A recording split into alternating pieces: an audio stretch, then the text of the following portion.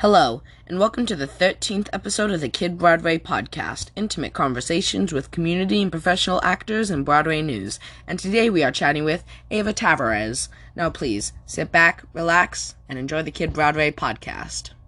So the first question that I always like to ask is, where are you from? Yes. I grew up around Vancouver, BC, but I'm currently up in the interior of British Columbia. How did you get into the whole theater thing? I started out as a dancer, and then a little bit later, when I was about 14, I started studying as a singer. And then my focus kind of changed, and I did a bachelor's degree in opera.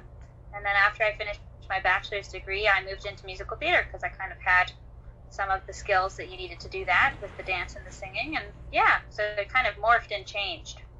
Do you have any pre-show rituals? A little bit of yoga, a little bit of stretching, obviously a little vocal warm-up, cup of tea, and makeup and hair, obviously. I try to listen to some music that keeps my energy up. Definitely snacks, always snacks. Very important. You were in the North American tour of Phantom of the Opera as Christine Daae. How was that experience? That's right, yes. It was an amazing experience. It was a really tough job, and it felt like a very important job because that show means so much to so many different people, right? Yeah. And I was very honored to take on that part. It was a big sing and a lot of stage time, and I kind of like to use the metaphor of when there's when someone really wants kids, adults. They really want children. They feel like that is the thing that they want so badly that's going to change their lives. And then they have those babies, and it's the best thing in the whole wide world. It totally changes your life, but it's also a crazy amount of work, and you stop sleeping, and it's very stressful. That's kind of what doing that show felt like for me. It was the best time in the whole wide world and the most amazing experience, and it was also very difficult, but I was so grateful for it. Yeah, I saw you as Christine at the Civic Theatre in San Diego, California. Yeah. Okay, so you're in California. Amazing. Yeah. And do you have any cool stories from the Phantom tour? Oh my gosh, what kind of cool stories? I mean, my favorite stories are when things kind of go wrong, like little mistakes that the audience wouldn't know happened. But we know, so like I had a couple times where my skirt fell off on stage, and I had to keep singing Think of Me and bring my skirt up to make sure it didn't fall to the ground.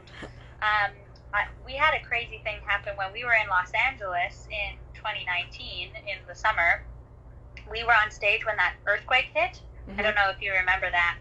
I feel like it was a 7.5 earthquake, and we were on stage, and it was just right before the sandbag drop at the beginning of the show, and the whole stage started to like ripple, and the chandelier was swinging, and the audience started running out of the theater, and we had to stop the show. We evacuated the theater in our costumes. We were standing out in the street, and then we waited maybe half an hour or so, and then we all went back in and started the show again. And right after we started the show, one of Carlotta's first lines is the manager's one of the manager's first lines is, well, these things do happen, and the audience started laughing and applauding because it was so perfect for what had just happened. That was definitely one of my most memorable moments with the show. Do you look up to anyone in the theater world? Yeah, oh my goodness, so many people. I look up to people who use their fame and their presence in the community to speak about important topics. People who use their platform to spread awareness on things. Right now we're seeing a lot of Broadway actors talking about Black Lives Matter. We're seeing a lot of Broadway actors talking about mental health. People like Audra McDonald, Jessica Vosk, Betsy Wolfe. One of my mentors, Victoria Clark, who is really active in the community and just got, she's a part of Actors Equity now on the board. I think so much of what we do as performers is about telling stories and bringing, ooh, there's a bee, bringing awareness to important things about being human. And I think that extends into our personal lives and our public presence as well, talking about important things on stage and off. Yeah.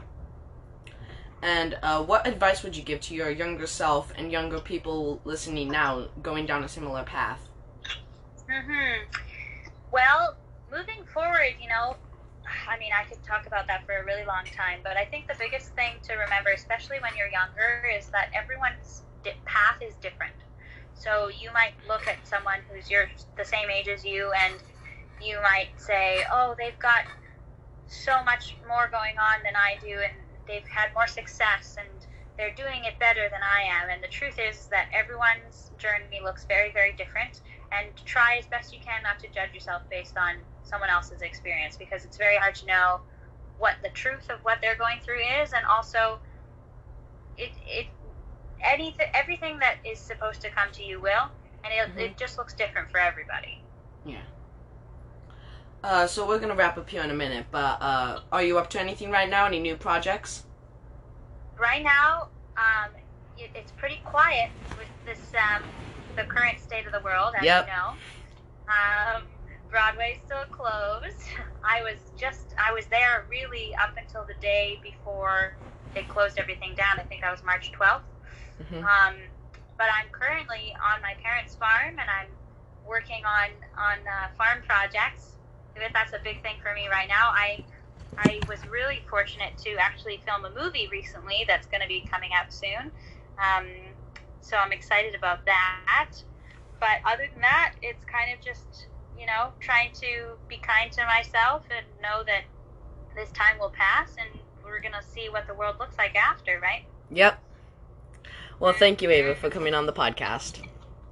Absolutely. Thank you for having me.